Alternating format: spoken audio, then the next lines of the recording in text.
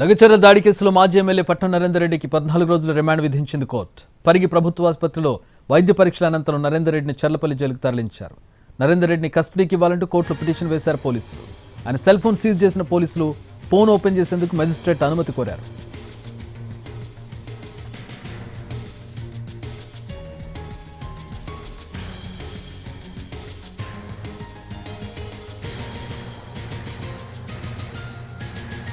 పోలీసుల రిమాండ్ రిపోర్టులో BRS working president KTR పేరును ప్రస్తావించారు.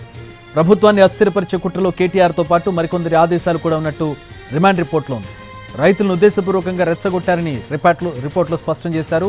పట్నం నరేందర్ రెడ్డి తన అనుచరులు భోగుమోని సురేష్ ద్వారా ప్రజలను ప్రభావితం చేశారని నివేదికలో పేర్కొన్నారు. కొందరికి డబ్బులు ఇచ్చి మరీ దాడికి ఉసిగొల్పారన్నారు. అధికారులను చంపినా పర్వాలేదని పట్నం నరేందర్ రెడ్డి చెప్పారని పోలీసుల రిమాండ్ రిపోర్టులో పేర్కొన్నారు. సాక్షుల విచారణలో ప్రధాన కుట్రదారుడిగా మాజీ ఎమ్మెల్యే పట్నం నరేందర్ రెడ్డి తేలింది.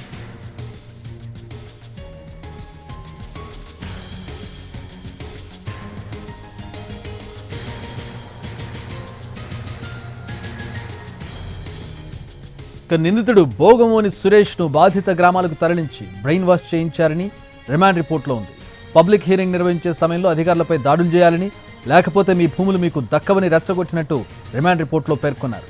లగచర్ల మొత్తం వ్యవహారానికి పట్నం నరేందర్ రెడ్డి సూత్రధారని, ఆయనే ఈ కుట్రను రూపొందించినట్టు పోలీసులు తెలిపారు.